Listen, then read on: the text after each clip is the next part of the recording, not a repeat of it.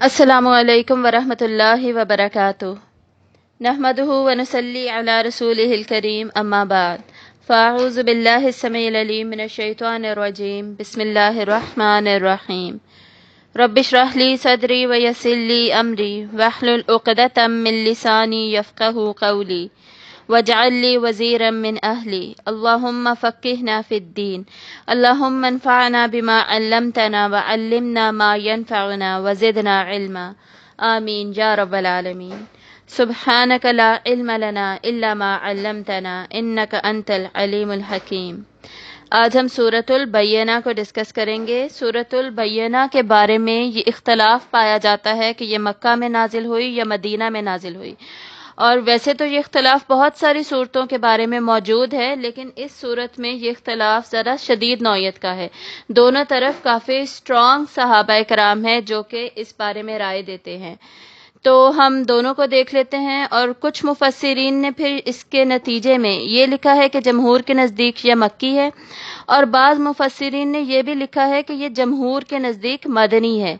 تو ابن زبیر اور عطا بن یسار جو ہیں تابعین، ان کا کہنا تھا کہ یہ مدنی ہے۔ حضرت عائشہ رضی اللہ تعالیٰ عنہ اسے مکی قرار دیتی ہیں۔ ابن عباس رضی اللہ تعالیٰ عنہ اور ان کے جو شاگرد تھے قتادہ، جو تابعین میں سے تھے، ان دونوں سے بیسکلی دونوں ہی باتیں منقول ہیں کہ یہ مکی بھی ہے، اور دوسری بات بھی منقول ہے کہ یہ مدنی بھی ہے۔ بیسکلی مکی اور مدنی کا تعین ایک تو ہمیں احادیث سے ہو جاتا ہے، روایات سے ہو جاتا ہے، دوسرا پھر سورت کا موضوع دیکھ کے بھی ہمیں پتہ چلتا ہے، یا سورت میں جو کانٹینٹ ڈسکس ہوا ہے اس سے بھی ہمیں پتہ چلتا ہے کہ سورت مکی ہے یا مدنی ہے۔ تو بیسکلی اس صورت میں اہل کتاب کا بھی ذکر ہے 2 آیات میں، جس کی وجہ سے مفسرین نے اسے مدنی بھی کہا۔ لیکن ہم جانتے ہیں کہ مکی صورتیں جو مکہ کے آخری دور میں نازل ہوئیں، آخری 2-3 سالوں میں، ان میں اہل کتاب کا ذکر آنا شروع ہو چکا تھا، کیونکہ جو مکہ والے تھے، مشرکین مکہ تھے، انہوں نے ان کو، یہودیوں کو انوالو کرنا شروع کر دیا تھا۔ وہ ان سے جا کر مختلف سوال پوچھتے اور کہتے کہ تم بتاؤ ہمیں نبی سے کیا پوچھنا چاہیے کہ ہم کسی نہ کسی طرح ان کی تکذیب کر سکیں، انہیں جھوٹا ثابت کر سکیں۔ تو ان کی انوالومنٹ بیچ میں ہو چکی تھی، ٹھیک ہے، جس کی وجہ سے مکی صورتوں میں بھی ہمیں اہل کتاب کا ذکر ملتا ہے۔ تو اس بنا پر، اور پھر اس کا کلیکٹیولی اس میں جو ڈسکشن ہوئی ہے وہ ایمانیات پر ہے، تو اس کی بیسس پر پھر مفسرین نے اسے مکی قرار دیا ہے، اور حضرت عائشہ کا بھی یہی قول ہے رضی اللہ تعالیٰ عنہا۔ اور جتنے بھی ہمارے پاس قرآن مجید جو ہم پڑھتے ہیں تلاوت کے لیے، ہمارے گھروں میں قرآن مجید ہوتے ہیں، آپ چیک کیجئے گا ان میں زیادہ تر میں مدنی آپ کو لکھا ہوا ملے گا۔ تو بیسکلی یہ اختلاف موجود ہے، اس لیے ہم نے اسے ڈسکس کیا ہے۔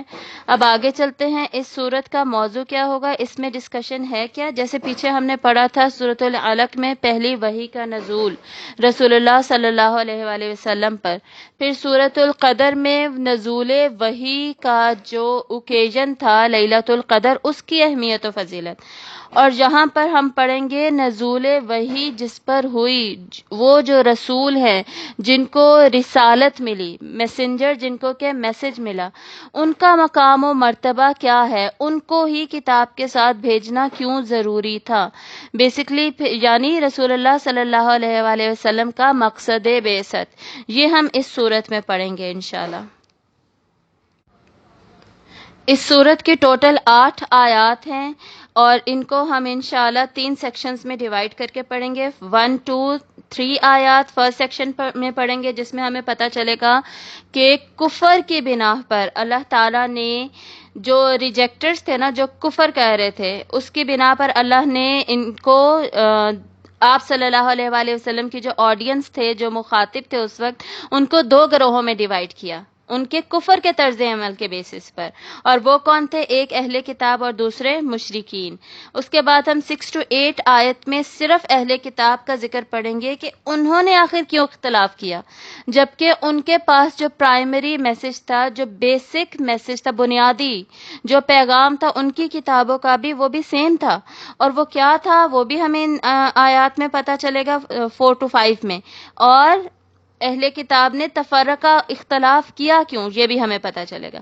اس کے بعد لاسٹ سیکشن ہم پڑھیں گے 6 to 8 آیات کا، اس میں ہم دیکھیں گے اسی طرز عمل کی بنیاد پر ان دونوں گروہوں کا انجام کیا ہوتا ہے۔ ایک تو یہ دو گروہ جو کفر کی بنا پہ بن گئے، اور ان کے اگینسٹ وہ جو کہ بیسیکلی ایمان لائے مومنین، ان کا انجام خیر کیا ہوگا، وہ بھی اللہ تعالیٰ نے پھر اینڈ میں ڈسکس کیا ہے اور ہمیں بتایا ہے۔ اس صورت کا سٹائل اگر ہم دیکھیں نا تو ہمیں پتہ چلتا ہے اس میں کافی فلسفانہ گفتگو ہے، حکیمانہ گفتگو ہے، کافی گہرائی میں اس میں جا کے باتیں ہوں گی، اور بہت سارے ورڈز اس میں ایسے آئیں گے جس میں سے ڈبل مطلب نکال کر تو دو طریقوں سے بھی ان کی تفسیر کی گئی ہے اور ان کی ایکسپلینیشن دی گئی ہے۔ بیسیکلی یہ وہ اختلاف ہوتا ہے جو کہ فروعی اختلاف نہیں ہوتا، فرق کرنے کے لیے اختلاف نہیں ہوتا، بلکہ 2-3 رائے جو ایک آیت کے بارے میں تفسیر میں دی جاتی ہیں وہ ان دی اینڈ الٹیمیٹلی پہنچتی ایک ہی پوائنٹ پہ ہیں، ان میں سے نتیجہ ایک ہی نکل رہا ہوتا ہے۔ تو انشاءاللہ یہ ہم دیکھیں گے اس صورت کے اندر بھی۔ سٹارٹ کرتے ہیں، بسم اللہ الرحمن الرحیم۔ لم یکن الذین کفروا من اہل الکتاب والمشرکین منفکین حتی تأتیہم البینہ۔ لم نہیں تھے وہ لوگ جنہوں نے کفر کیا اہل کتاب میں سے اور مشرکین میں سے۔ کیا نہیں تھے یہ لوگ؟ یہ منفکین نہیں تھے۔ اب منفکین کا جو ورڈ ہے اس کے 2 مطلب لیے گئے ہیں، ایک تو باز آنے والے اور دوسرا جدا ہونے والے، الگ الگ ہو جانے والے، علیحدہ ہونے والے۔ تو بہت ہی مائنیوٹ ڈفرنس ہے دونوں میں، اور مائنیوٹ ڈفرنس، تھوڑا سا ڈفرنس ہی بنتا ہے اس سے مفہوم میں بھی۔ منفکین بیسیکلی انفکاک، باب انفعال سے بنتا ہے، اور فکا جو ہے اس کا بیسیکلی یہ ڈوور بنتا ہے، وہ فاعل بنتا ہے، سوری۔ تو منفکین کا جو پہلا مطلب ہوگا باز آنے والے، اس سے ہمیں کیا پتہ چلتا ہے کہ اہل کتاب اور مشرکین، ان میں سے جنہوں نے کفر کیا یہ لوگ باز آنے والے نہیں تھے، حتی تأتیہم البینہ، جب تک کہ ان کے پاس واضح دلیل بینہ نہیں آ جاتی۔ بینہ کو انشاءاللہ آگے ڈسکس کریں گے، پہلے ہم منفکین کو ڈسکس کر لیتے ہیں۔ باز آنے والے نہیں تھے مطلب اپنے کفر کو چھوڑنے والے نہیں تھے، اس سے باز آنے والے نہیں تھے جب تک کہ اللہ تعالیٰ ان کو بینہ نہیں دے دیتے۔ اور دوسرا جدا ہونے سے یہاں پہ کیا مفہوم نکلتا ہے کہ اہل کتاب اور مشرکین جنہوں نے کفر کیا وہ جدا نہیں ہونے والے تھے، مطلب وہ مومنین میں ملے ہوئے تھے، گڈمٹ تھے، مکس تھے، وہ ان سے کبھی بھی جدا نہیں ہو سکتے تھے۔ حق اور باطل میں فرق نہیں ہونا تھا، پتہ نہیں چلنا تھا حق کیا ہے باطل کیا ہے، ایمان پر کون سے لوگ ہیں، شرک پہ کون سے لوگ ہیں، جب تک کہ بینہ نہ آ جائے، حتی تأتیہم البینہ۔ تو بیسیکلی مفہوم دونوں مطالب کا، دونوں مطلبوں کا سیم ہی نکلتا ہے کہ الٹیمیٹلی جو قرآن آنے کے بعد، رسول اللہ صلی اللہ علیہ وآلہ وسلم کی بعثت کے بعد جنہوں نے قرآن کو ریجیکٹ کیا، اس کی تکذیب کی، وہ لوگ 2 گروہوں میں تھے، ایک اہل کتاب میں، اور اہل کتاب تھے اور مشرکین بھی تھے، اور جو مومنین تھے وہ دوسری طرف ہو گئے۔ تو بیسیکلی بینہ آنے کے بعد یہ دونوں جو گروپس تھے مکذبین کے اور مومنین کے، یہ جدا جدا بھی ہو گئے، اور اللہ تعالیٰ یہ بھی کہہ رہے ہیں کہ یہ باز آنے والے تھے بھی نہیں، یعنی یہ کفر و شرک اور اخلاقی پستیوں میں گرتے ہی جاتے unless and until اللہ تعالیٰ رسول نہ بھیجتے اور انہیں کتاب نہ دے دیتے۔ مطلب یہ کہ بینہ آنے کے بعد پھر یہ لوگ ایمان کی طرف بھی آئے، ان میں سے بہت سارے ایمان بھی لائے، مسلمان بھی ہوئے، مشرکین میں سے تو بہت سارے مسلمان ہوئے، مدینہ کے تو تمام مشرکین آلموسٹ مسلمان ہو چکے تھے، لیکن اہل کتاب میں سے کچھ ایمان لے کر آئے۔ ٹھیک ہے، اب یہاں سے واضح ہو گیا کہ کفر کرنے والے اہل کتاب بھی تھے اور مشرکین بھی تھے۔ بہت سارے لوگ اکثر یہ سوال پوچھتے ہیں کہ جی کیا اللہ تعالیٰ نے کافر کہا ہے کہیں پہ اہل کتاب کو؟ اللہ تعالیٰ نے ڈیفینیٹلی کافر کہا ہے اہل کتاب کو، اور وہ اس صورت سے پروو ہو جاتا ہے. ٹھیک ہے، اہل کتاب تھے کون؟ اہل کتاب بیسکلی وہ لوگ ہیں جن کے پاس پہلے انبیاء کی لائی ہوئی کتابیں موجود تھیں. کتابوں میں سے کوئی کتاب ضرور موجود تھی، خواہ وہ تحریف شدہ ہو، اس میں چینجز کر دی گئی ہوں، لیکن وہ اسے مانتے ضرور تھے کہ ہمارے پاس اللہ کی کتاب موجود ہے. اس لیے حالانکہ یہ اب شرک کر رہے تھے، حضرت عیسیٰ کو، عیسائی جو ہیں وہ حضرت عیسیٰ علیہ السلام کو اللہ کا بیٹا بنا رہے ہیں، یہودی جو ہیں وہ حضرت عزیر کو اللہ تعالیٰ کا بیٹا کہہ رہے ہیں، اور تثلیث کا انہوں نے کانسیپٹ دے دیا، سورۃ المائدہ میں بار بار ڈسکس ہوتا ہے. تو اور جو حضرت عزیر کا ذکر ہے وہ سورۃ التوبہ کی آیت نمبر 30 میں ہے. تو بیسکلی شرک تو یہ بھی کر رہے تھے، لیکن سنس باقی مشرکین سے یہ اس لیے فرق ہے کہ ان کے پاس کتاب موجود تھی اور اسے بھی مانتے تھے، اور خود سمجھتے یہی تھے کہ ہم جی صحیح عقیدے پر ہی ہیں، جو ہمیں بتایا گیا تھا ہم اسی پہ ہیں. اس وجہ سے اللہ تعالیٰ نے بار بار انہیں اہل کتاب یا ایھا الذین اوتوا الکتاب کہہ کر بلایا ہے. ٹھیک ہے، اور دوسری طرف کون لوگ تھے؟ مشرکین. اور مشرکین سے کون مراد ہیں؟ وہ لوگ جو کسی نبی کے پیروکار یا کسی کتاب کے ماننے والے نہیں تھے. ٹھیک ہے، اور ان کے شرک کا جو ذکر ہے وہ کتاب قرآن مجید میں بار بار آتا ہے. اور ان کا شرک کیا تھا؟ بیسکلی شرک ہے کیا؟ اللہ کے ذات یا صفات یا اختیارات کسی میں بھی کسی اور کو شریک کر دینا. ٹھیک ہے، تو یہ بھی شرک کرتے تھے بتوں کے ذریعے سے، دیوی دیوتائیں بنا کے، دیوتا بنا کر، فرشتوں کو اللہ کی بیٹیاں کہہ کر، یا پرانے بزرگوں کی یہ بت وغیرہ بنا کر، اس طرح کے کام یہ لوگ بیسکلی یہ والا شرک کرتے تھے. اور پھر جو آگ پرست لوگ ہیں، جیسے اس زمانے میں فارس میں رہتے تھے، وہ اس طرح شرک کرتے تھے. تو بیسکلی شرک کی بہت ساری شکلیں ہیں، لیکن یہاں پر مشرکین مکہ کی بات ہو رہی ہے اسپیسیفکلی. اور آج کل کے زمانے میں ہم دیکھیں گے تو ہم ڈیفینیٹلی مشرکین کا عمومی معنی بھی سمجھیں گے اور اہل کتاب کا بھی عمومی معنی سمجھیں گے. اب اس پہلی آیت سے واضح ہو گیا کہ اس وقت جب تک بینہ آ نہیں گئی، یہ جتنے بھی یہ لوگ تھے یہ نہ باز آنے والے تھے اپنے کفر و شرک سے اور اخلاقی پستیوں سے، اور نہ ہی یہ اچھے لوگوں سے الگ ہو جانے والے تھے. الگ کیا نہیں جا سکتا تھا، انہیں مکس ہوئے تھے. تو دنیا میں اس وقت کفر اور شرک، جہالت کے انتہائی عموم اور غلبے کا ذکر کر کے یہاں پر اللہ تعالیٰ نے فرمایا ہے کہ کفر و شرک کی ایسی عالمگیر ظلمت کا دور تھا نا وہ، کہ اللہ تعالیٰ کی حکمت و رحمت کا بھی پھر یہ تقاضا ہوا کہ جیسے ان کا مرض جو تھا، یعنی یہ جتنے بھی مشرکین تھے، کفار تھے، ان کا جو مرض ہے اتنا شدید ہے اور ان کی وبا اتنی عالمگیر ہے، یعنی پھیلی ہوئی ہے. اہل کتاب میں بھی یہ وبا پھیلی ہوئی ہے، مشرکین میں بھی یہ وبا پھیلی ہوئی ہے. تو اس کے علاج کے لیے بھی کوئی سب سے بڑا ماہر ہی بھیجنا چاہیے، اس کے بغیر وہ اس مرض سے نجات نہیں پا سکتے. یہ بیسکلی اس پہلی آیت کا خلاصہ کلام ہے. اور اسی کے لیے کیا پھر بھیجا گیا؟ بینہ، جس کا اگلی آیت میں ذکر آ رہا ہے. اور بینہ ان کو پھر کیوں دی گئی؟ بینہ کو کیوں بھیجا گیا؟ بینہ ہے کیا؟ پہلی آیت میں تو ہم نے دیکھ لیا نا کہ اللہ تعالیٰ نے بینہ کا ذکر کیا، حتی تأتیہم البینہ، یہاں تک کہ ان کے پاس بینہ آ جائے، واضح دلیل آ جائے. بینہ ہے کیا؟ ہم پہلے آلریڈی پڑھ چکے ہیں بینہ کا لفظی مطلب، بہت دفعہ پڑھ چکے ہیں. بالکل جو کہ واضح ثبوت ہو، دلیل ہو، ایویڈنس ہو، پروف ہو، جس سے کہ کلیئر ہو جائے. بینہ ہم درمیان میں بھی پڑھتے ہیں، بینہ یدیہ. بینہ کا مطلب جو ہے اکثر ہم پڑھتے ہیں درمیان میں، ان بٹوین. ٹھیک ہے، درمیان میں کوئی چیز جب ہو تو وہ کیا کرتی ہے؟ دو چیزوں کو الگ الگ کر دیتی ہے. ٹھیک ہے، تو یہی مقصد ہوتا ہے بینہ کا. اتنی کلیئر پروف ہوتا ہے، اتنی واضح دلیل ہوتی ہے کہ وہ حق اور باطل کو سیپریٹ کر دیتی ہے، الگ الگ جدا کر دیتی ہے.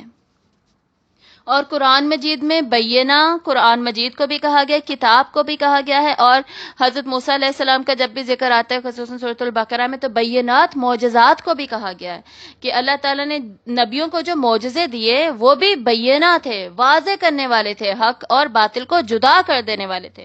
یہاں پر بینہ کس کو کہا جا رہا ہے؟ رسول من اللہ، ایک رسول اللہ کی طرف سے یتلو صحفا مطہرہ، جو تلاوت کرتا ہے صحیفے پاکیزہ. رسول یہاں پہ نکرہ کیوں ہے؟ رسول کی تخصیص کرنے کے لیے، اس کو اسپیسیفائی کرنے کے لیے کون کہ ایک رسول اللہ صلی اللہ علیہ وآلہ وسلم کی بات ہو رہی ہے کہ اللہ کی طرف سے آپ صلی اللہ علیہ وآلہ وسلم کو نبوت دی گئی اس مقصد کے لیے کہ آپ ان کے سامنے واضح کر دیں، ثابت کر دیں کہ حق کیا ہے، باطل کیا ہے، ان لوگوں کو حق میں سے الگ کر دیں یا ان کے اوپر حجت تمام کر دیں اور یہ لوگ اپنے کفر و شرک سے باز آ جائیں. سمجھ آ رہی ہے نا؟ تو یہاں سے ہمیں سمجھ آیا بعثت نبوت کا ایک مقصد، اور وہ کیا تھا؟ اتمام حجت، ان کے اوپر حجت تمام ہو جائے کہ یہ ورنہ تو مکس ہی رہتے، یا ورنہ تو کہتے کہ ہمارے پاس میسج پہنچا ہی نہیں تھا. تو اللہ تعالیٰ نے آخری رسول صلی اللہ علیہ وآلہ وسلم کے ذریعے سے اپنا پیغام ان لوگوں تک پہنچا دیا. مطلب یہ ہوا کہ ان کے اس حالت کفر سے نکلنے کی اور کوئی صورت موجود نہیں تھی اس کے علاوہ کہ ایک روشن دلیل آئے اور انہیں کفر کی ہر صورت جو کہ غلط ہے اور ناحق ہے وہ سمجھائے اور راہ راست کو واضح اور مدلل طریقے سے ان کے سامنے پیش کر دے، یعنی جس سے ان کے کانسیپٹ جو ان کا عقیدہ بالکل کلیئر ہو جائے. مختصراً یہ بات کہی جا رہی ہے کہ اس دلیل کی غیر موجودگی میں ان کا اس حالت سے نکلنا ممکن نہیں تھا جس حالت پر یہ کہ اس وقت تھے.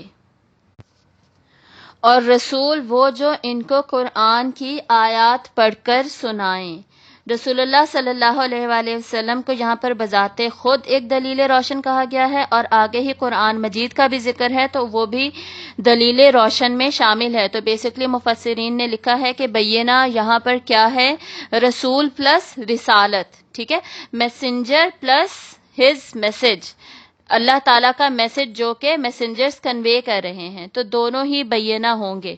اور آپ صلی اللہ علیہ وآلہ وسلم خود، آپ صلی اللہ علیہ وسلم کی زندگی خود بذات ایک دلیل تھی، ایک معجزہ تھی کہ آپ کی نبوت سے پہلے کی بھی زندگی اور بعد کی بھی زندگی، آپ صلی اللہ علیہ وآلہ وسلم کا امی ہونے کے باوجود قرآن جیسی کتاب پیش کرنا، پھر آپ کی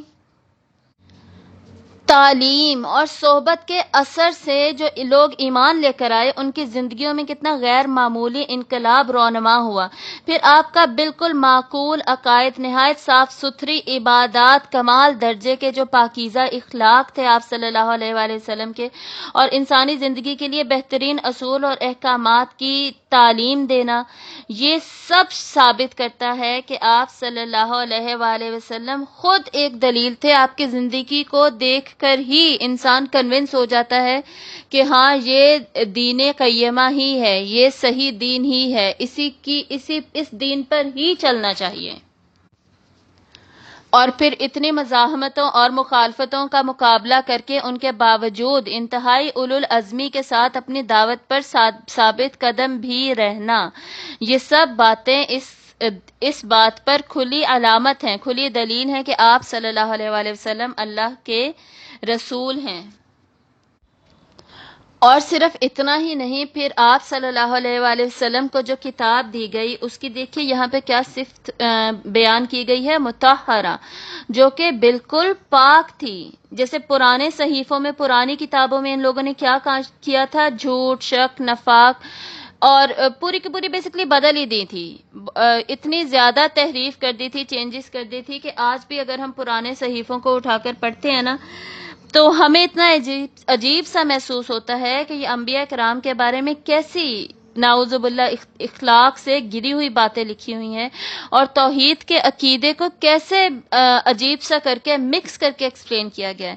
تو قرآن مجید کی صفت یہاں پر کیا بتائی گئی ہے؟ مطہرہ، یعنی یہ جو قرآن مجید کے جو صفحات ہیں، صحف بیسکلی صحیفہ کا پلورل ہے اور اس کا مطلب ہوتا ہے کاغذات میں کوئی تحریر لکھی ہوئی ہونا. تو جتنے بھی کاغذات ہیں یہ ہر طرح کے جھوٹ، شک، نفاق، گمراہی سے بالکل پاک ہے. اس کو کہتے ہیں صحفاً مطہرہ. اور تلاوت کیا ہوتی ہے؟ بیسکلی پہلے ہم پڑھ چکے ہیں سورۃ الشمس میں، ہم نے یہ پڑھا تھا تلاوت بیسکلی اس کا مطلب ہوتا ہے پیروی کرنا، پیچھے پیچھے آنا. تو تلاوت کیسا پڑھنا ہوتا ہے؟ جو پڑھانے والے کی تلقین کے بالکل مطابق ہو. جیسے پڑھانے والا پڑھا رہا ہے نا، اس کے مطابق اس کو پڑھا جا رہا ہے، سمجھ کر. اس میں سمجھنا بھی شامل ہوگا. تو اس طرح رسول اللہ صلی اللہ علیہ وآلہ وسلم نے اللہ تعالیٰ کا میسج جیسے تھا ایز اٹ از پوری امانت داری کے ساتھ اس کو آگے کنوے کیا، آگے پہنچایا، آگے پڑھ کر سنایا. اور وہ صحیفہ، وہ خود بھی قرآن خود بھی کیسا تھا؟ مطہرہ تھا. یعنی ان کے اوپر جو دلیل دی گئی، جو بینہ انہیں پریزنٹ کیا گیا اہل کتاب کو اور مشرکین کو، اس کا بالکل کلیئر، اس کی کلیئرٹی کا ہونا، اس میں کسی شک و شبے، نمبر 2 کسی بھی کنفیوژن کا نہ ہونا یہاں پر مکمل طور پہ ثابت کیا جا رہا ہے کہ رسول تھے تو وہ کیسے تھے، پھر صحیفہ تھا تو وہ اس کی شان کیا تھی؟ بالکل مطہرہ تھا. اور اس کو آپ کرتے بھی کیا تھے؟ آپ کی پہلی ذمہ داری یہاں پہ کیا بتائی جا رہی ہے؟ اسی کی تلاوت کرنا. جیسے ہم نے یہ سورۃ البقرہ اور آل عمران اور سورۃ الجمعہ میں 4 دفعہ جو یہ آیت ریپیٹ ہوتی ہے، جس میں آپ صلی اللہ علیہ وآلہ وسلم کی 4 ذمہ داریاں بتائی گئی ہیں، اس میں بھی پہلی ذمہ داری یہی بتائی گئی ہے، وَيَتْلُو عَلَيْهِمْ آيَاتِهِ. تو ایگزیکٹلی اسی کا ذکر یہاں پر ہے. فیہا کتبن قیمہ. کتبن بیسکلی کتاب کا پلورل ہے. کتب جو ہے وہ لکھی ہوئی چیز کو بھی کہتے ہیں عربی میں کتاب، تحریر یعنی. اور کتاب کا ورڈ بار بار قرآن مجید میں احکامات کے لیے بھی آیا ہے. تو اس سے مراد یہ بھی لیا گیا ہے کہ اس پاکیزہ صحیفے میں، قرآن مجید میں، جو ہر طرح کے شک سے، کنفیوژن سے، یا جو پرانے لوگ تحریف کر دیتے تھے، کسی قسم کی تحریف سے، کسی قسم کے جھوٹ سے، غلط باتوں سے، ہر چیز سے پاک ہے. اس میں جو احکامات ہیں وہ بالکل قیمہ ہیں. قیمہ کا جو ورڈ ہے اس سے ہم بہت سارے ورڈز پڑھتے ہیں، جیسے قیام، نماز میں جو قیام ہوتا ہے بالکل سیدھا کھڑے ہونا. پھر ہم نے احسن تقویم جو پڑھا تھا، انسان کا درست ترین شکل میں ہونا. پھر قیامت کے دن بھی سب کھڑے ہونے کی حالت میں ہوں گے. تو قیمہ کیا ہے؟ بالکل سیدھی، اسٹریٹ، جیسے سیدھا انسان ہوتا ہے، جیسے درست سیدھا رستہ. مستقیم بھی اسی سے ہے. اور اس کا روٹ ورڈ جو مادہ ہوتا ہے وہ ہوتا ہے قاف باؤ میم. تو بیسکلی اس سے جتنے بھی اتنے سارے ورڈز جو ہم نے ڈسکس کیے، ان سب کا آلموسٹ ملتا جلتا مطلب نکلتا ہے. تو بالکل سیدھے احکامات ہیں اس میں. مطلب کیا کہ بالکل درست حق پر اس میں احکامات ہیں.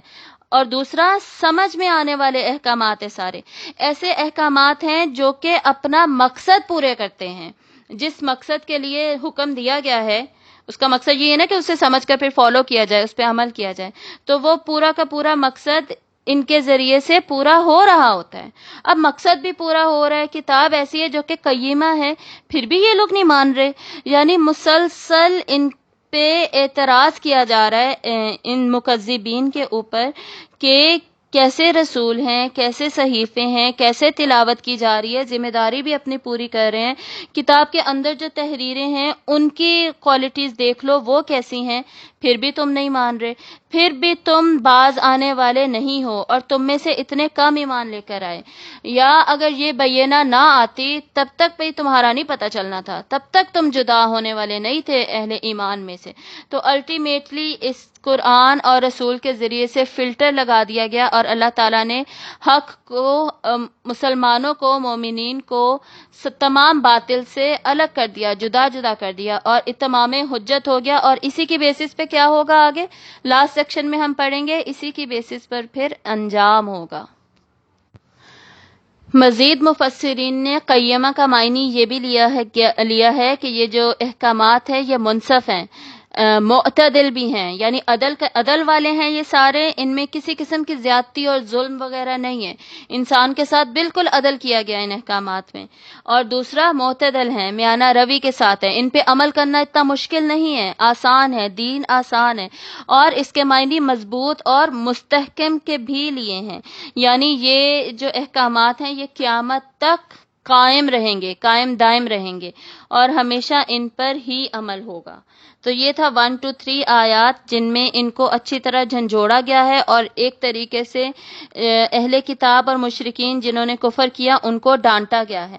اب اگر میسج آنے کے بعد اتنا کلیئر پروف رسول صلی اللہ علیہ وآلہ وسلم اور قرآن مجید آنے کے باوجود یہ ایمان نہیں لائے، تو اس کی وجہ بھی مفسرین نے لکھی ہے، وہ ہے ان کی اکڑ، ان کا تکبر، ان کا حسد، جو بہت ساری قرآن کی ہی آیات سے نازل وہ ثابت ہوتا ہے۔ سورۃ البقرہ کی 109 آیت میں اللہ تعالیٰ لکھتے ہیں اہل کتاب جو تھے انہوں نے حسد کی بنا پر ریجیکٹ کیا کہ آپ صلی اللہ علیہ وآلہ وسلم جو آخری رسول ہیں وہ ہماری نسل سے کیوں نہیں آئے، ان کی نسل سے کیوں آئے، اور بنی اسماعیل میں سے کیوں آئے۔ اور جو مشرکین تھے ان کو کیا اعتراض ہوتا تھا کہ بھئی آپ صلی اللہ علیہ وآلہ وسلم سرداروں میں سے کیوں نہیں آئے، جو آلریڈی مکہ مدینہ کے مکہ اور طائف کے جو بڑے سردار تھے اللہ نے ان کو کیوں نہیں رسول بنا دیا، یا ان کے ساتھ فرشتے کیوں نہیں اترتے، یا انہوں نے ان کے ساتھ سونے کی نہریں کیوں نہیں ہیں، سونے کے پہاڑ کیوں نہیں بن گئے، یہ سب کیوں نہیں ہو رہا۔ تو اس طرح کے ڈیفرنٹ اعتراضات یہ لوگ کرتے، اور یہ سارے اعتراضات الٹیمیٹلی جمع کس ایک ورڈ پہ ہوتے ہیں؟ تکبر پہ، اکڑ پہ۔ تو ان میں بیسکلی ضد اور سرکشی جو تھی وہ کس بنا پر آئی؟ سٹارٹنگ پوائنٹ کیا تھا؟ تکبر اور اکڑ۔ اور ہمیشہ یاد رکھیے گا تکبر اور اکڑ ہی ہے جو کہ الٹیمیٹلی حسد کو جنم دیتا ہے۔ ابلیس کو کیا تھا؟ ابلیس نے پہلے تکبر کیا کہ جی میں آگ کا بنا ہوں، یہ انسان مٹی کا بنا ہے، میں اسے سجدہ کروں، اور پھر اس نے حسد کی بنا پر جو کیا سو کیا اور حضرت آدم علیہ السلام کو وسوسے ڈالے، انہیں بہکایا۔ ٹھیک ہے، تو تکبر اور اکڑ جو ہے وہ حسد کو جنم دیتی ہے، اور حسد کی بیسس پر پھر انسان کے اندر ضد اور سرکشی آ جاتی ہے، اور چاہے وہ سمجھتا ہو، دیکھ رہا ہو کہ بھئی یہ پیغام حق ہے، یہ بالکل سچ ہے، مجھے یہ مان لینا چاہیے، لیکن وہ نہیں مانتا۔ اسی بیسس پر ابو جہل نے بھی انکار کیا۔ جب ابو جہل نے کہا تھا، کسی نے اس سے پوچھا بھئی تم ایمان کیوں نہیں لاتے، تم کیوں نہیں مان جاتے، تو اس نے کہا کہ بھئی مجھے پتا ہے یہ سارا کچھ ٹھیک ہے، لیکن جب یہ لوگ کھانا کھلاتے تھے غریبوں کو، ان کا قبیلہ ہم بھی کھلاتے تھے، یہ پانی پلاتے تھے ہم بھی پلاتے تھے، یہ مہمان نوازی کرتے تھے ہم بھی مہمان نوازی کرتے تھے، ہمارا کمپٹیشن چل رہا تھا۔ لیکن اب انہوں نے کلیم کر دیا کہ ہمارے پاس تو اللہ کا رسول ہے، ہم کہاں سے اللہ کا رسول لائیں گے، ہم تو لائیں گے، ہم تو نیچے ہو گئے، ہمارا تو سر جھک گیا، ہم ان کے آگے جھک نہیں سکتے، اس وجہ سے ہم نہیں مانیں گے۔ ولید بن مغیرہ نے کس وجہ سے انکار کیا تھا؟ تکبر کی وجہ سے۔ ہم نے سورۃ المدثر میں ڈیٹیل سین پڑھا تھا نا سارا، جس میں وہ سوچتا ہے کہ میں کیا کہہ کے انکار کروں، اس کو کوئی وجہ نہیں مل رہی ہوتی انکار کرنے کی، الٹیمیٹلی وہ کچھ نہ کچھ سوچ کے انکار کر دیتا ہے۔ تو بیسکلی حق کو پہچان لیتے ہیں سب، لیکن حق کو پھر بھی جھٹلانا ہے، حق کو ریجیکٹ کرنا ہے، حق کو اور جھٹلانا کیوں ہے، حق کو انکار کیوں کرنا ہے؟ حق کو حقیر سمجھتے ہوئے انکار کرنا ہے، یہ بیسکلی ہوتا ہے تکبر۔ تو ان میں سے بہت ساروں نے تکبر اور سرکشی کا رستہ اپنایا جو کہ پھر انہیں کفر تک لے گیا۔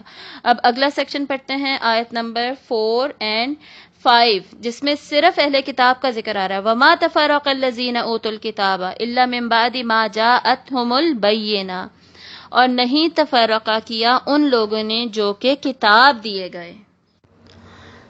تفرقہ کا بیسکلی مطلب کیا ہوتا ہے؟ اختلاف میں پڑ جانا، فرقہ فرقہ ہو جانا، ٹکڑوں میں ہو جانا، ٹھیک ہے، بٹ جانا، انکار و اختلاف بیسکلی یہاں پر اس کا مطلب ہے۔ اور یہاں پر صرف اہل کتاب کا کیوں ذکر آ رہا ہے؟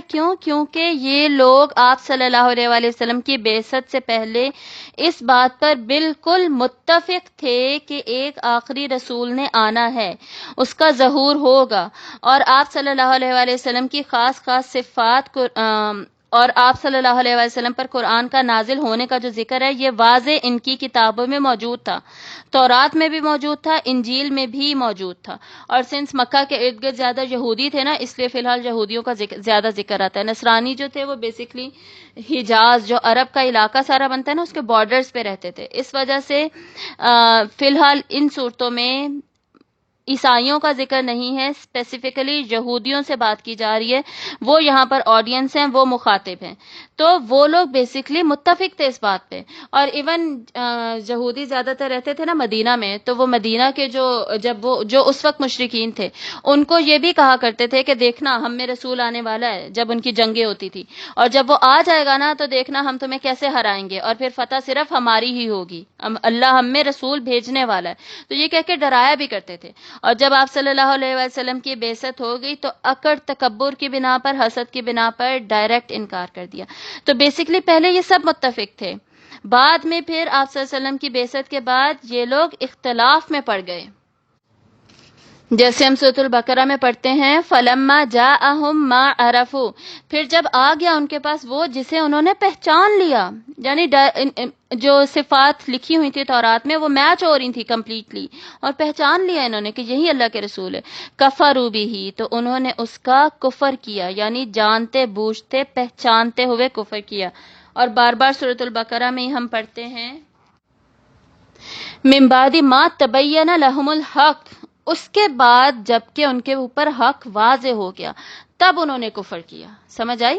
یعنی حق ان کے اوپر واضح ہو چکا تھا. کوئی یہ نہیں کہہ سکتا کہ انہیں کوئی ڈاؤٹ تھا، یا انہیں کوئی کنفیوژن تھی، یا انہیں سمجھ نہیں آئی، یا انہیں پتہ نہیں چلا، یا وہ صفات کو میچ نہیں کر سکے. کوئی ایسی بات نہیں تھی. اللہ تعالیٰ صاف واضح قرآن مجید میں بتاتے ہیں کہ ان کو بالکل کلیئر ہو چکا تھا، کیونکہ یہ تھی ہی بینہ. بینہ کا مقصد ہی یہ ہوتا ہے کہ بھئی وہ ثابت کرے، بس ثابت کر کے چھوڑے. ٹھیک ہے، تو بینہ نے تو ثابت کر دیا کہ یہ بالکل حق ہے، پھر بھی انہوں نے کیا کیا؟ ریجیکٹ کیا. کیوں کیا؟ اب یہ آپ کو سمجھ آ گئی ہوگی کہ انہوں نے کیوں کیا. اپنے تکبر اور حسد اور ضد کی بنا پر.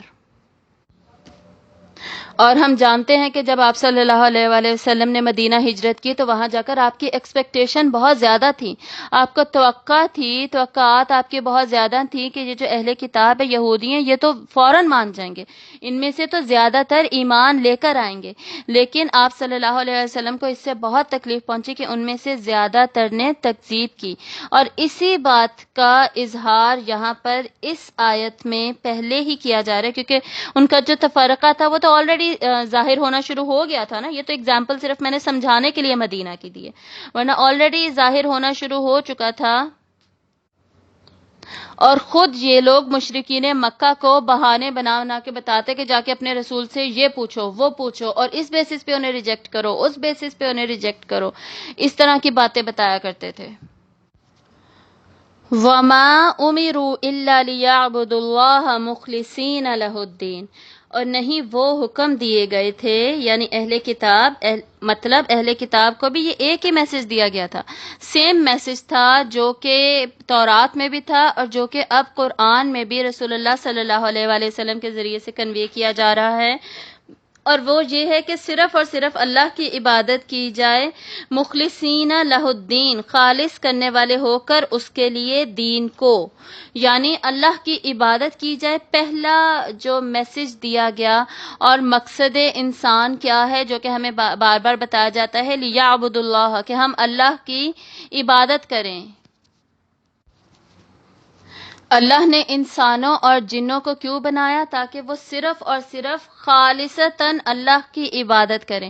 خالص ہونا کیا ہوتا ہے؟ جیسے دودھ خالص کیسے ہوتا ہے؟ اس میں کسی قسم کی ملاوٹ نہیں ہوتی. تو اللہ کی عبادت خالص ہو کے کیسے کی جاتی ہے؟ ایسی اطاعت ہو اللہ کی کہ اس میں کسی اور کی اطاعت شامل نہ ہو، کہ اپنے نفس کی بھی ساتھ ساتھ اطاعت کریں. ہم کہتے ہیں کہ جی ہم تو اللہ کی عبادت کریں، ساتھ ساتھ اپنے نفس کی بھی اطاعت کریں. یعنی کچھ احکامات تو مان رہے ہیں، نماز پڑھ رہے ہیں، لیکن زکوٰۃ دینے کا دل نہیں کرتا، پیسہ ہاتھ سے نکلتا ہے، یا پردہ کرنے کا دل نہیں کرتا، وہ بہت مشکل ہے. اس سلسلے میں ہم نفس کی اطاعت کرتے ہیں، اور دوسرے سلسلے میں ہم اللہ کی اطاعت کر رہے ہیں. 4 نمازیں ہم پڑھیں گے، فجر کے وقت سوئے ہیں، بس اٹھا نہیں جاتا، نیند بہت آتی ہے، تو اس وقت ہم نفس کی اطاعت کر رہے ہیں.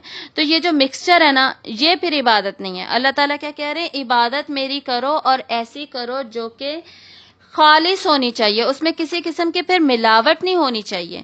دوسرا، عبادت کا مطلب کیا ہوتا ہے؟ اب تھوڑے سے ورڈز میں اسے دوبارہ ہم ریپیٹ کر لیتے، ریوائز کر لیتے. عبادت بیسکلی ہوتی ہے اللہ تعالیٰ کی تعظیم اور محبت کی بنا پر اللہ تعالیٰ کی بندگی کرنا.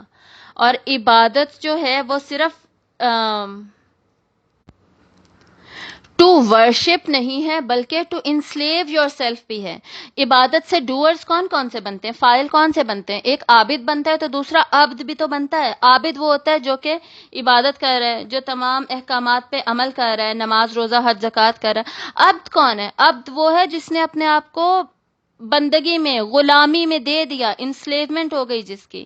ٹھیک ہے، ایاک نعبدو، ہم صرف تیری عبادت کرتے. کیسے کرتے کہ ہم اپنی پوری کی پوری لائف ہی یا اللہ تجھے دے دیتے ہیں. ہم نے اپنے آپ کو بیچ دیا تیرے لیے، ہم نے پورا کا پورا تجھے دے دیا. اس سے ہمیں پتہ چلتا ہے کہ عبادت صرف یہ نہیں ہے کہ نماز روزہ حج زکوٰۃ تو کریں ہم، لیکن اس کے علاوہ اپنی زندگی کے جو باقی پہلو ہیں ان سب میں ہم اللہ کی بندگی کو چھوڑ دیں، اللہ کی غلامی سے نکل جائیں. پھر ہم چاہیں کہ جی میری مرضی، میں جو مرضی کروں، میرے بھی اختیارات ہیں، میری بھی کوئی پسند ہے، میں نے یہی کرنا ہے، میں نے اللہ کے خلاف جا کے وہ کرنا ہے. ہم پھر نہیں سوچتے. جہاد کی بات ہو جاتی ہے اسے ہم اگنور کرنے لگ جاتے ہیں. اور بہت سارے پردہ ہے، داڑھی رکھنا ہے، اس کے علاوہ بہت ساری چیزیں ہیں، جھوٹ ہے، وعدہ خلافی ہے، یہ سارا کچھ جو ہمارے معاشرے میں عام ہو چکا ہے. اب لوگ نماز پڑھ رہے ہیں، روزے رکھ رہے ہیں، زکوٰۃ دے رہے ہیں، لیکن جھوٹ بول رہے ہیں، وعدہ توڑ رہے ہیں، ساری اخلاقی برائیاں ہیں ہم میں. تو یہ کیا ہوا؟ پھر یہ بندگی نہیں ہوئی، یہ عبدیت نہیں ہوئی، یہ اپنے آپ کو ہم نے اللہ کی غلامی میں نہیں دیا، پورا کا پورا نہیں دیا. ہم سورۃ البقرہ میں ہی پڑھتے ہیں، یا ایھا الذین آمنوا ادخلوا فی السلم کافہ، اسلام میں داخل ہو جاؤ پورے کے پورے. سورہ آل عمران کی یہ آیت ہے. پورے کے پورے اسلام میں داخل ہو. اب تم مسلمان ہو تو تم پورے کے پورے ہی داخل ہوگے، تمہیں بندگی میں، تمہیں غلامی میں اللہ کی آنا ہی پڑے گا. تو یاد رکھیے گا عبادت کا مطلب کیا ہے. عبادت کے لیے اللہ کی تعظیم اور محبت کی وجہ سے اللہ کی اطاعت ہوگی، زبردستی نہیں کہ اف نماز پڑھنی پڑ رہی ہے، کیا ہے امی ہر وقت پیچھے ہی پڑی رہتی ہیں. یہ نہیں، یہ عبادت کے مفہوم میں نہیں آتا. بیسکلی یہ میں سمجھانے کی کوشش کر رہی ہوں. تو عبادت کی ڈیفینیشن یاد رکھیں. پھر عبادت میں ورشپ ہماری جو وہ ہیں ارکان ہیں وہ بھی آئیں گے، تو ساتھ ساتھ ہماری پوری زندگی غلامی میں جائے گی اللہ کی. ہم اللہ کی غلامی میں، ہمارا ہر عمل، ہر کام اللہ کے مطابق ہوگا. ہر قدم اٹھانا، ہر فیصلہ کرتے ہوئے ہم اللہ تعالیٰ کی مرضی کو دیکھیں گے. اپنی مرضی، اپنا اختیار نہیں دیکھیں گے، وہ دیکھیں گے کہ ہمیں اللہ نے کیا بتایا، اللہ کی مرضی کیا ہے. تو اتنا زیادہ خالص کرنا ہے ہم نے اپنے آپ کو.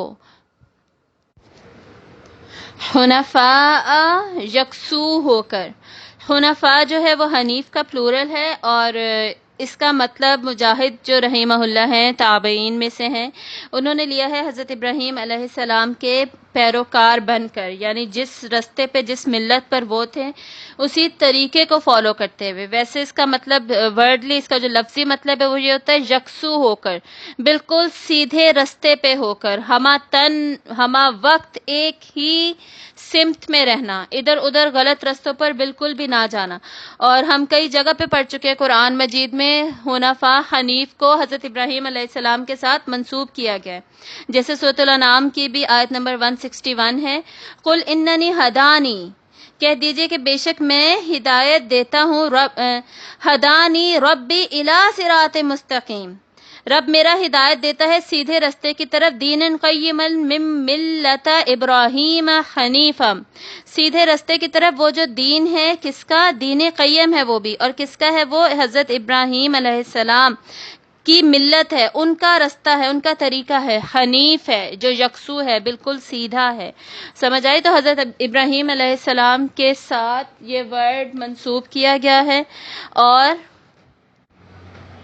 ہمیں یہاں پر حکم دیا جا رہا ہے کہ ہم یکسو ہو کر ہر طرح کا غلط رستہ چھوڑ کر صرف ایک سیدھے رستے پر چلیں، اور سیدھے رستے پر چلتے ہوئے دین کو اختیار کریں. ٹھیک ہے، ارد گرد جانے کی ہمیں اجازت نہیں ہے کہ آدھے طریقے ہم ویسٹرنرز کے اپنا رہے ہیں، آدھے ہم یورپینز کے طریقے اپنا رہے ہیں، اور باقی جی ہم جو دل کرتا ہے بس اس پہ عمل کر رہے ہیں، آدھا آدھا عمل کر رہے ہیں۔ بیسکلی یہاں تک حنفاء تک مکمل خالص ہو کر اللہ کی عبادت کرنے کا حکم دیا جا رہا ہے، اور لیعبدوا کے اوپر عطف کیا جا رہا ہے اگلا حصہ آیت کا، وَيُقِيمُ الصَّلَاةَ، اور وہ قائم کریں نماز۔ تو عبادت میں سے، حقوق اللہ میں سے اس کو پرومیننٹ اسپیسیفائی کیا جا رہا ہے کہ وہ نماز قائم کریں، وَيُؤْتُوا الزَّكَاةَ، اور معاملات میں سے زکوٰۃ کو ہائی لائٹ کیا جا رہا ہے کہ وہ ادا کریں زکوٰۃ۔ تو یہ لوگ ان کا جو مذہب تھا، ان کا جو دین تھا اہل کتاب کا بھی، وہ بھی یہی حکم دیتا تھا کہ خالصتاً اللہ کی عبادت کریں، یکسو ہو کر اللہ کی عبادت کریں، نماز قائم کریں، زکوٰۃ ادا کریں، وَذَلِكَ دین القیمہ، اور یہی ہے قیم، درست، سیدھا، مضبوط، محکم دین۔ ٹھیک ہے، دین کیا ہے؟ پورا کا پورا ہمارا لائف سٹائل، جس میں صرف ارکان اسلام نہیں آئیں گے بلکہ ہماری پوری کی پوری زندگی گزارنے کے طریقے آئیں گے۔ ارکان تو وہ فاؤنڈیشنز ہیں نا 5، جن کی بنیاد پر ہماری عبادت کی عمارت کھڑی ہوگی، اس کے اوپر پھر ہم نے الٹیمیٹلی کمیونٹی لیول پر پورا کا پورا دین کا نظام قائم کرنا ہے دنیا میں۔ تو وہ نماز سے، توحید سے بات شروع ہو کر سارے ارکان اور اس کے اوپر پھر پورا نظام ہی قائم کر دینا، یہ سارا کا سارا میسج اس ایک آیت میں کور کر دیا گیا ہے، اور بتایا جا رہا ہے کہ پہلے بھی یہی حکم تھا، اسلام کا میسج پہلے بھی یہی تھا، اور اسلام کا میسج آج بھی یہی ہے۔ ہمارے لیے بھی عبادت یہی ہے کہ پوری کی پوری اللہ کی غلامی ہو، ہم صرف عابد ہی نہیں بلکہ عبد بن کر دکھائیں، ہمہ وقت ہمہ تن بندگی ہونی چاہیے ہماری۔ اب اس سیکشن میں جس میں یہ 2 آیات تھیں 4 اور 5، اس میں یہ بھی یاد رکھیے گا کہ جو آیت نمبر 4 میں بینہ ہے نا، اس میں کچھ مفسرین نے لکھا ہے کہ اس میں حضرت عیسیٰ علیہ السلام کی طرف بھی اشارہ ہے کہ یہودیوں کے پاس حضرت عیسیٰ بھی آئے تھے، ان کا بھی سیم میسج تھا، لیکن انہوں نے ان کو بھی ریجیکٹ کیا، اور پھر رسول اللہ صلی اللہ علیہ وآلہ وسلم بھی آئے، وہ بھی بینہ تھے، وہ بھی واضح دلیل لے کر آئے، حضرت عیسیٰ انجیل بھی لائے، معجزات بھی لائے، آپ صلی اللہ علیہ وآلہ وسلم کے قرآن بھی لائے، اور قرآن بذات خود بھی ایک معجزہ تھا، اور باقی بھی معجزات تھے آپ صلی اللہ علیہ وآلہ وسلم کے۔ تو یہ سب بھی بینہ کی ڈیفینیشن میں مفسرین نے لکھا ہے۔ اب آگے لاسٹ سیکشن ہم دیکھیں گے جس میں کہ یہ جو 2 طرز عمل اپنائے گئے، ایک مکذبین میں جس میں بیسیکلی گروہ 2 تھے، 2 گروپ آف پیپل تھے، ایک اہل کتاب اور دوسرا مشرکین، وہ، اور پھر دوسری طرف مؤمنین، ان کا کمپیریزن کیا جائے گا کہ ان سب کے طرز عمل کی بیسس پر ان کا انجام کیا ہوگا۔ ان الذین کفروا من اہل الکتاب والمشرکین، تو اہل کتاب اور مشرکین میں سے جنہوں نے کفر کیا، فی نار جہنم، وہ آگ میں ہوں گے جہنم کی، خالدین فیہا، وہ اس میں ہمیشہ ہمیشہ رہیں گے۔ اولئک ہم شر البریہ، یہی لوگ ہیں جو کہ بدترین بریہ مخلوق ہے۔ بریہ مخلوق، پوری کریشن کو کہا جاتا ہے مخلوق کو، جس میں سب آ جائے گا، چاند، سورج، ستارے، جن، فرشتے، جو بھی اللہ کی مخلوق ہے۔ تو یہ پوری مخلوق میں اب امیجن کیجئے سب سے برے، بدترین، شر البریہ کون لوگ ہیں؟ وہ لوگ جنہوں نے کفر کیا، کفر مطلب انکار کیا، انکار کس کا کیا؟ اللہ کی توحید کا، پھر اللہ کے رسول کا جو کہ خود بینہ تھے، پھر اللہ کی کتاب کا جو کہ خود اٹسیلف بذات خود بینہ تھی۔ سمجھ آ رہی ہے؟ ان سب کا انہوں نے کفر کر دیا، یہ سب کیا ہو گئے؟ شر البریہ۔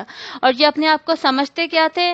بڑی اکڑ والے، بڑی تکبر والے، بڑی پہنچی ہوئی چیز سمجھتے تھے، بڑا اعلیٰ مقام اپنے آپ کو سمجھتے تھے۔ اور اہل کتاب تو کہتے تھے کہ یہودی کہتے تھے کہ ہم ہی جنت میں جائیں گے اور کوئی نہیں جائے گا، اور نصرانی کیا کہتے تھے کہ صرف ہم جائیں گے جنت میں اور کوئی نہیں جائے گا، اور مشرکین کیا کہتے تھے کہ جی ہم سے زیادہ سیدھے رستے پہ کوئی نہیں ہے، جس پہ ہمارے آباء و اجداد تھے وہی صحیح رستہ تھا، بھائی ہم تو وہی فالو کریں گے، ہم تو انہی کو ہی فالو کریں گے۔ بڑی اکڑ تھی، بڑی سرداری کا زوم تھا ان میں بھی۔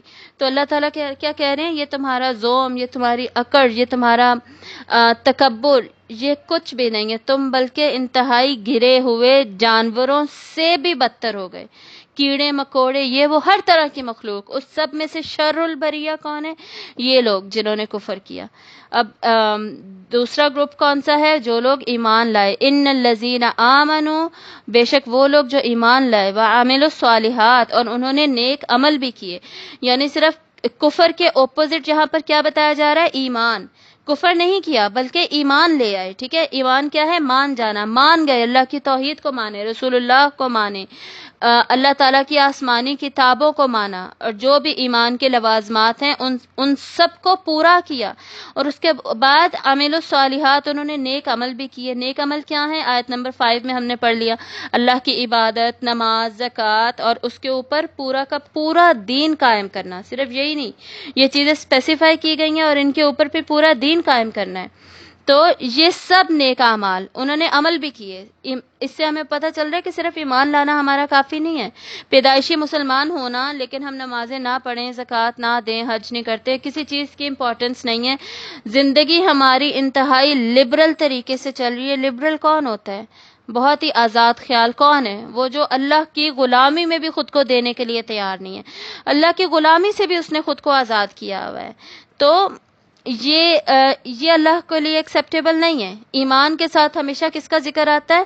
صالح عمل کا ذکر آتا ہے، عمل ہونا ضروری ہے ساتھ، ان کے لیے یہ خوشخبری ہے، یاد رکھیے گا۔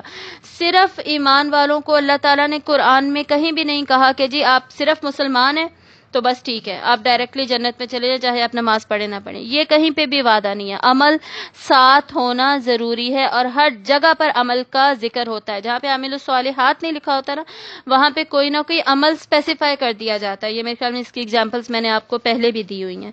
تو اور اس کی سیکنڈ پکچر بھی اگر ہم دیکھیں، سیکنڈ سائڈ بھی دیکھیں، تو جو لوگ صرف عمل کر رہے ہیں لیکن ایمان نہیں ہے تو اس کا بھی کوئی فائدہ نہیں ہے۔ جیسے بہت سارے نان مسلمز اگر چیریٹی بہت زیادہ دے رہے ہیں یا وہ فاسٹنگ بھی اگر کر لیں اپنے ہیلتھ بینیفٹس کی وجہ سے، تو اس کا انہیں کوئی فائدہ نہیں ہے کیونکہ ایمان نہیں ہے۔ اس کا انہیں صرف دنیا تک فائدہ ہوگا اور دنیا میں انہیں اس کا بدلہ دے کر بات ختم ہو جائے گی، کیونکہ انہوں نے اس میں سے کچھ بھی اللہ کے لیے کیا ہی نہیں، لیعبدوا اللہ کیا ہی نہیں، اللہ کی بندگی میں خود کو دیا ہی نہیں، تو اس کا پھر کیا فائدہ؟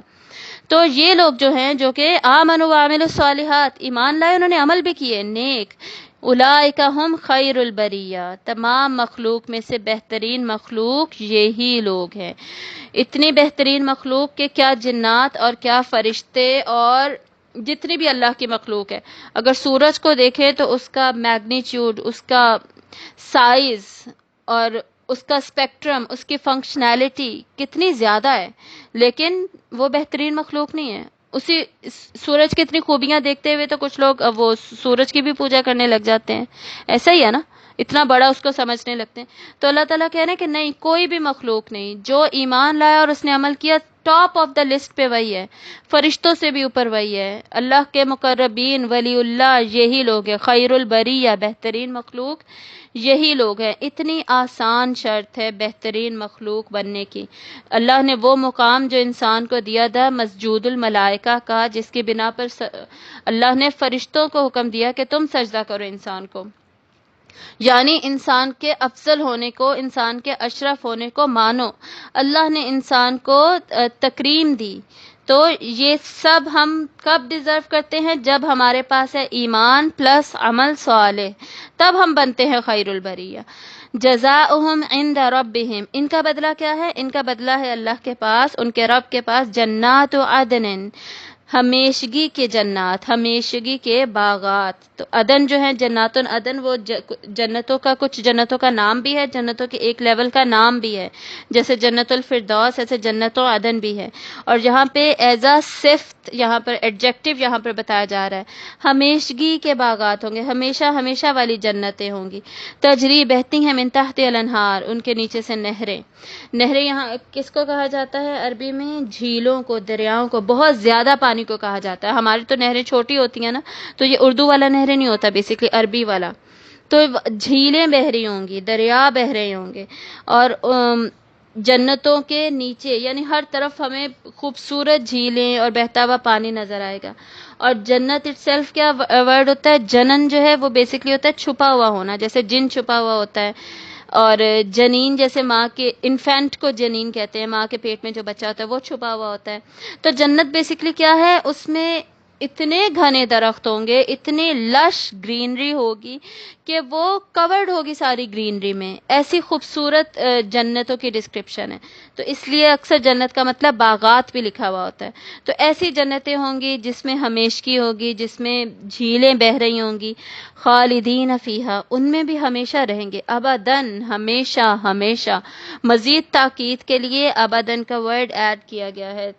ہمارے لیے ویسے یہ امیجن کرنا بہت ہی مشکل ہے کہ انفینٹی میں دائمی طور پر ایک جگہ پہ رہنا کیا ہوگا، کیسا ہوگا، کیوں ہوگا. لیکن سورۃ الکہف میں ہم شروع میں پڑھتے ہیں ماکثین فیہا ابدا، یعنی وہاں پہ ایسا ہمیشہ ہمیشہ والا ٹھہرنا ہوگا کہ کوئی بوریت نہیں ہوگی، کسی قسم کی کوئی بوریت محسوس نہیں ہوگی، کچھ بھی نیگیٹو فیلنگز نہیں ہوں گے انسان کے اندر. صرف اور صرف مزہ اور انجوائمنٹ ہی ہوگا، اور وہ ہوگا ہمیشہ ہمیشہ کے لیے. کتنی بڑی خوشخبری ہے. رضی اللہ عنہم، اور ان جنتوں میں جو سب سے بڑی نعمت انسان کو دی جائے گی وہ کیا ہے کہ اللہ ان سے راضی ہو جائے گا، ہو گیا بھی ہے بھی اور راضی ہو جائے گا بھی.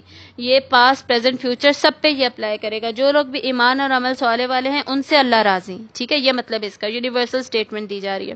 ورضوعن، اور وہ راضی ہو گئے اس سے، وہ بھی اللہ سے راضی ہو جائیں گے. دنیا میں بھی وہ اللہ سے راضی رہیں گے، اپنے پریزنٹ میں ان کے ساتھ جو جو پاسٹ میں ہوا اس سے بھی وہ اللہ سے راضی ہیں کہ یا اللہ تو نے جو میرے ساتھ واقعات ہوئے اسی میں حکمت تھی. اور اللہ جو انہیں گفٹس دے گا، جنت جو دے گا، اس سے بھی وہ راضی ہوں گے. ذالک لمن خشی ربہ، یہ اس کے لیے ہے جو کہ اپنے رب سے ڈر گیا. اب 3 شرطیں ہو گئیں ٹوٹل. ٹھیک ہے، ایمان والوں کے لیے جو بیان کی گئی ہیں. ایک ایمان، دوسرا عمل، تیسرا اللہ کی خشیت. خشیت کیا چیز ہے؟ خشیت ہوتی ہے ایسا ڈر جو کہ کسی کی تعظیم اور مرتبے اور رتبے کی بنا پر ہو. طبعاً ڈر نہیں ہو، جیسے کہ ہمیں شیر سے ڈر لگتا ہے، سانپ سے ڈر لگتا ہے، وہ والا ڈر نہیں، وہ گھبرانے پریشان کرنے والا ڈر نہیں، بلکہ وہ ڈر جو کہ کسی کی تعظیم کی وجہ سے جو ڈر ہوتا ہے. جیسے ہمیں اپنے والدین، اپنے ابو، ہمارے ابو کا بہت روب ہے، تو ابو سے کی عزت ایسی ہے، ابو کا رتبہ ایسا ہے کہ ہمارے دل میں تھوڑا سا ان کا ڈر ہوتا ہے، لیکن ڈر ود محبت ہوتا ہے. ٹھیک ہے، وہ شیر کے ساتھ ہمیں ڈر ود محبت تو نہیں ہوتا نا. اس فرق کو سمجھنے کی کوشش کریں. تو اللہ کی تعظیم اور مرتبے کی بنا پر اللہ کی محبت کے ساتھ جو ہمارے اندر ایک خشیت بھی ہوتی ہے، خوف بھی ہوتا ہے، جس کی بنا پر پھر ہم عمل کرتے ہیں. ٹھیک ہے، ہمارا نیک عمل مزید بڑھ جاتا ہے، ہمارے ایمان میں مضبوطی پیدا ہوتی ہے. اس خوف کی بات ہو رہی ہے. تو جس کے دل میں اپنے رب کے لیے خشیت پیدا ہو گئی وہی ایمان اور عمل پر جمع رہ سکے گا، اور وہی پھر یہ تمام اجر پا سکے گا. اور یہ خشیت ہی ہوتی ہے انسان کے اندر جو پھر اس کے اعضاء پر، اس کے ظاہری پہلو پر خشوع لے کر آتی ہے. ٹھیک ہے، خشیت دل کی کیفیت کا نام ہے، دل میں ہوتی ہے، اور پھر جب وہ ظاہر ہوتی ہے تو وہ خشوع بن جاتا ہے. جیسے نماز میں خشوع ہونا چاہیے، تو اللہ کا جو تعظیم اور محبت اور خوف کے جو ملے جلے جذبات و کیفیات ہمارے دل میں، وہ ہمارے سامنے نظر آنے چاہیے. اور الٹیمیٹلی خشیت کا ریزلٹ کیا ہوتا ہے؟ عاجزی. پھر انسان کے اندر عاجزی آ جانی چاہیے، جھک ہی جانا چاہیے، نظر ہی جھک جانی چاہیے. اور اتنا جھکتا ہے کہ نماز میں خشوع کتنا ہو جاتا ہے کہ پھر انسان زمین پہ ہی لگ جاتا ہے، سر اس کا سجدے میں زمین پہ ہی جڑ جاتا ہے. ٹھیک ہے، تو اس لیول کی خشیت ہونی چاہیے انسان کے اندر. جیسے ہی اللہ کا حکم پتہ چلا، اللہ کا حکم آیا، سمعنا و اطعنا، میں نے سننا اور بس میں نے عمل کر لیا، فوراً اب جھک گئے، فوراً عاجزی اختیار کی. نفس کی اطاعت نہیں کرنی، کسی قسم کا تکبر، اکڑ، سرکشی، ضد، یہ سب پھر خشیت اور عاجزی والے انسان میں نہیں ہوگا. ٹھیک ہے، سمجھ آ رہی ہے؟ تو یہ اب یہاں سے ہمیں سورت کا اینڈ جو ہے ڈائریکٹلی پھر سٹارٹ سے ریلیٹ کر جاتا ہے. اینڈ میں خشیت کا ذکر آیا، اس سے ہمیں پتہ چل گیا اوپر جو لوگ تھے جن کا شروع میں ذکر آیا تھا اہل کتاب اور مشرکین میں سے کفار کا، ان میں بیسکلی پرابلم کیا تھی؟ ان میں خشیت ہی نہیں تھی. ایمان اور عمل صالح تو ان میں تھا ہی نہیں نا، وہ تو ہمیں پوری صورت سے پتہ چل گیا. اینڈ سے ہمیں پتہ چل گیا ان میں خشیت بھی نہیں تھی. خشیت نہیں تھی تو ان میں عاجزی بھی نہیں تھی. عاجزی نہیں تھی تو ان میں تھا کیا؟ وہی تکبر، اکڑ، حسد، ضد، سرکشی. یہ بار بار میں کیوں بتا رہی ہوں؟ کیونکہ یہ میسج ہے سورت کا. ہم نے یہ ساری جو بری چیزیں ہیں، بری صفات ہیں، ان کو اپنے اندر سے نکالنا ہے، اور جو خوبیاں ہیں ان کو اپنے اندر لے کر آنا ہے، تاکہ پھر ہمارا ایمان مضبوط ہو اور ہم اس کے اوپر اپنے عمل کو بلڈ کر سکیں. اپنے عمل کی عمارت، اپنے دین کی عمارت ہم اس کے اوپر کھڑی کر سکیں. وآخر دعوانا ان الحمد للہ رب العالمین. سبحانک اللہم وبحمدک، اشہد ان لا الہ الا انت، استغفرک واتوب الیک. السلام علیکم ورحمۃ اللہ وبرکاتہ.